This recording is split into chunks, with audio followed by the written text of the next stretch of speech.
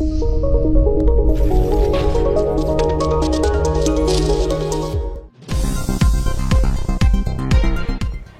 A Mohammed ಉಗ್ರ ಸಂಘಟನೆಯಿಂದ ಹಿಂದೂ ಜಾಗರಣಾ ವೇದಿಕೆಯ ಜಿಲ್ಲಾ ಸಂಯೋಜಕ ನರಸಿಂಹ ಮಾಣಿ ಹಾಗೂ ರಕ್ಷಿತ್ ಬುಡೋಲಿಗೆ ಜೀವ ಬೆದರಿಕೆ ನೀಡಿದ್ದಾರೆ ಎಂದು ಬಂಟ್ವಾಳ ಗ್ರಾಮಾಂತರ ಪೊಲೀಸ್ ಠಾಣೆಯಲ್ಲಿ ದೂರು ನೀಡಲಾಗಿದೆ.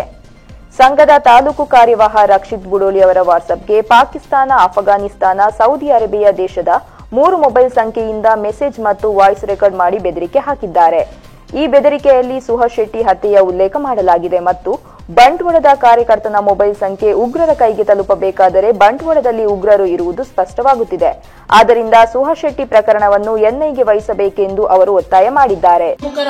ರಕ್ಷಿತ್ ಕೆ ಬುಡೋಲಿ ಅವರ ವಾಟ್ಸ್ಆಪ್ ಮೊಬೈಲ್ಗೆ ಪಾಕಿಸ್ತಾನ, ಅಫ್ಘಾನಿಸ್ತಾನ ಮತ್ತು ಯುಎಇಯಿಂದ ವಾಟ್ಸ್ಆಪ್ ನಲ್ಲಿ ಜೀವ ಬೆದರಿಕೆ ಸಂದೇಶ ಬಂದಿದ್ದು, ಮೊಜಾಹಿದ್ದೀನ್ ಎಂಬ ಭಯೋತ್ಪಾದಕ ಸಂಘಟನೆ ಹೆಸರಿನಲ್ಲಿ ಬಂದಿರ್ತದೆ. ನಿನ್ನನ್ನು ಮತ್ತು ಹಿಂದೂ ಜಾಗರಣ ವೇದಿಕೆಯ ಜಿಲ್ಲಾ ಸಂಯೋಜಕ ನರಸಿಂಹ ಶೆಟ್ಟಿ ಮಾಣಿ ಅವರನ್ನು ಕೊಲ್ಲುತ್ತೇವೆ ಎನ್ನುವ ಜೀವ ಬೆದರಿಕೆಯನ್ನು ಹಾಕಿರುತ್ತಾರೆ. ನರಸಿಂಹ ಶೆಟ್ಟಿ ಮಾಣಿ ಅವರ ಹತ್ಯೆಗೆ ಕ್ಷಣಗಣನೆ ಆರಂಭವಾಗಿದೆ. ಇನ್ನು ಕೆಲವೇ ಕ್ಷಣಗಳಲ್ಲಿ ಅವರನ್ನು ಕೊಲ್ಲಲಿದ್ದೇವೆ ಎನ್ನುವಂತ ಬೆದರಿಕೆಯನ್ನು ಹಾಕಿರುತ್ತಾರೆ. ನಿನ್ನನ್ನು ಸಹಿತ ಇನ್ನಿತರ ಹಿಂದೂ ಸಂಘಟನೆಯ ಪ್ರಮುಖರನ್ನು ಕೊಲ್ತೇವೆ ಅನ್ನುವಂತ ಜೈಷ್ ಎ ಮೊಹಮ್ಮದ್ ಮುಜಾಹಿದ್ದೀನ್ ಹೆಸರಿನಲ್ಲಿ ಬೆದರಿಕೆಯನ್ನು ಹಾಕಿರ್ತಾರೆ. ಸುಹಾಸ್ ಶೆಟ್ಟಿಯನ್ನು ಕೊಂದ ಹಾಗೆಯೇ ನಿಮ್ಮನ್ನು ಕೂಡ ಕೊಲ್ತೇವೆ ಎನ್ನುವಂತ ಬೆದರಿಕೆಯನ್ನು ಹಾಕಿದ್ದು. ನಾವು ಈ ಹಿಂದೆ ಸುಹಾಸ್ ಶೆಟ್ಟಿ ಅವರ ಹತ್ಯೆ ಆದಾಗ ಎನ್ಐಎಗೆ ಕೊಡಬೇಕೆನ್ನುವಂತ ಆಗ್ರಹವನ್ನು ಸಂಘಟನೆಯವರು ಮಾಡಿದ್ವಿ, ಎಲ್ಲ ಸಂಘಟನೆಯವರು ಮಾಡಿದ್ವಿ. ಆದರೆ ಪೊಲೀಸ್ ಇಲಾಖೆ ಇದನ್ನು ಗಂಭೀರವಾಗಿ ಪರಿಗಣಿಸದ ಹಿನ್ನೆಲೆಯಲ್ಲಿ ಈ ಬೆದರಿಕೆಯೂ ಬಂದಿದೆ. ವಿದೇಶದಿಂದ ಮುಜಾಹಿದ್ದೀನ್ ಸಂಘಟನೆ, ಜೈಷ್ ಎ ಮೊಹಮ್ಮದ್ನ ಸಂಘಟನೆಯ ಕಾರ್ಯಕರ್ತರು ದೆಹಲಿಯಲ್ಲಿದ್ದೇವೆ ಎನ್ನುವಂತ ಸಂದೇಶವನ್ನು ಕೂಡ ಕೊಟ್ಟಿರುತ್ತಾರೆ. ಇನ್ನು ಕೆಲವೇ ದಿನಗಳಲ್ಲಿ ಹಿಂದೂ ಸಂಘಟನೆಯ ಪ್ರಮುಖರನ್ನು ಕೊಲ್ತೇವೆ ಎನ್ನುವಂತ ಬೆದರಿಕೆಯನ್ನು ಹಾಕಿರುತ್ತಾರೆ. ನಾವು ಈ ಮೂಲಕ ಆಗ್ರಹಿಸುವುದೇನೆಂದ್ರೆ, ಹಿಂದೂ ಜಾಗರಣ ವೇದಿಕೆ ಜಿಲ್ಲಾ ಸಂಯೋಜಕ ನರಸಿಂಹ ಶೆಟ್ಟಿ ಮತ್ತು ರಕ್ಷಿತ್ ಅವರಿಗೆ ಪೊಲೀಸ್ ರಕ್ಷಣೆಯನ್ನು ಕೊಡಬೇಕು.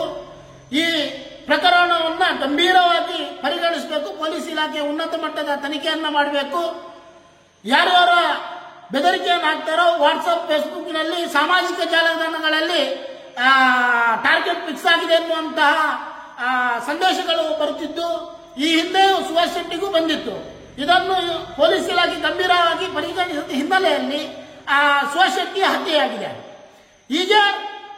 ಈಗ ಬಂದಿರುವಂತಹ ಸಂದೇಶವನ್ನು ಯಾವುದೇ ಕಾರಣಕ್ಕೂ ಪೊಲೀಸ್ ಇಲಾಖೆ ಹಗುರವಾಗಿ ಪರಿಗಣಿಸಬಾರದು, ಗಂಭೀರವಾಗಿ ಪರಿಗಣಿಸಬೇಕು. ಕೂಡಲೇ ಆರೋಪಿಗಳನ್ನು ಬಂಧಿಸುವಂತದ್ದಾಗಬೇಕು. ನಮ್ಮ ಸಂಘಟನೆ ಪ್ರಮುಖರಿಗೆ ರಕ್ಷಣೆಯನ್ನು ಕೊಡಬೇಕಂತ ಈ ಮೂಲಕ ಆಗ್ರಹಿಸ್ತೇನೆ.